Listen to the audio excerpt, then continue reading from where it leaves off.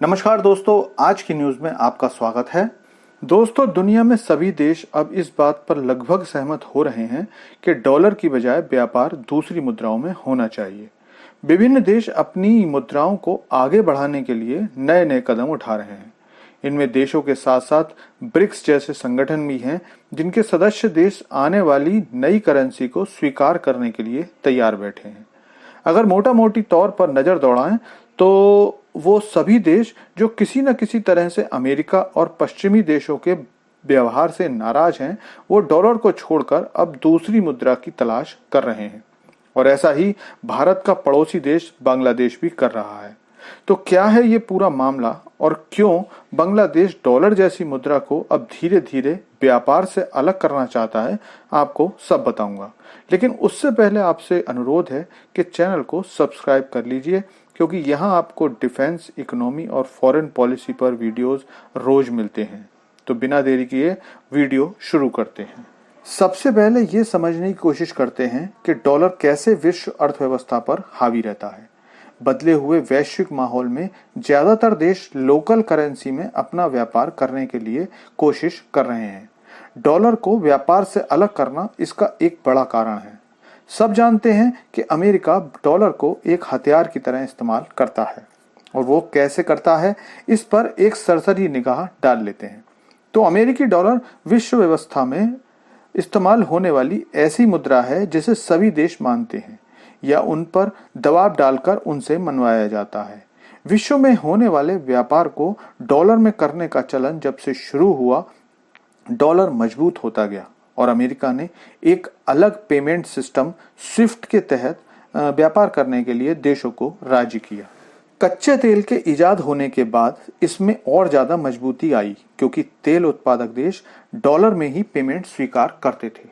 लेकिन इसका नुकसान ये हुआ कि अमेरिका ने इसे हथियार की तरह इस्तेमाल करना शुरू कर दिया और किसी अन्य देश की किसी भी नई मुद्रा को उभरने नहीं दिया।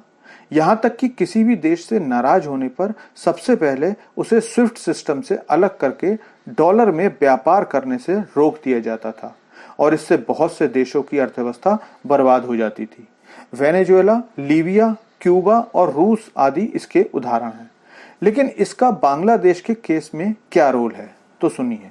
दरअसल बाइडेन प्रशासन बांग्लादेश की मौजूदा सरकार से नाराज चल रही है, और इसके कई कारण हैं। पहला कारण जो अमेरिका बताता है वो यह है कि अमेरिका को लगता है बांग्लादेश में स्वतंत्र और निष्पक्ष चुनाव नहीं हो रहे हैं।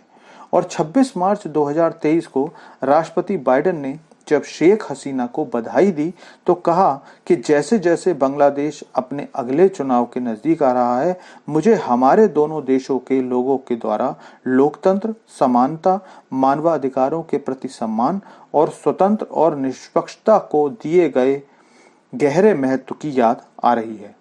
दूसरी वजह बांग्लादेश का रूसी व्यापार है, जिसका पेमेंट बांग्लादेश चीनी मुद्रा युआन में कर रहा है, और ऐसे में आने वाले किसी भी खतरे से बचने के लिए बांग्लादेश भारत के साथ व्यापार डॉलर के बजाय भारतीय रुपए में करना चाहता है, क्योंकि चीन के बाद भारत ही बांग्लादेश का दूसरा सबसे बड़ा निर्यातक साझेदार है।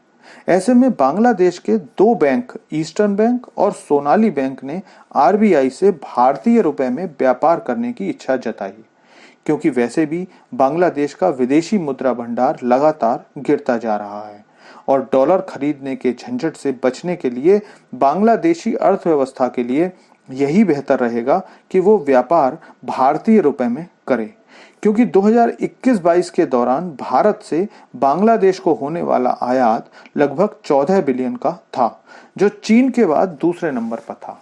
तो इस तरह से अब तक आरबीआई 1 दर्जन बैंकों को 18 देशों के साथ व्यापार का निपटान करने की अनुमति दे चुका था, जो अब बढ़कर 19 की संख्या हो जाएगी। वैसे भी मजबूत विदेशी मुद्रा भंडार आर्थिक प्रतिबंधों के खिलाफ पर्याप्त बचाव नहीं है, ऐसा रूस यूक्रेन युद्ध बता चुका है।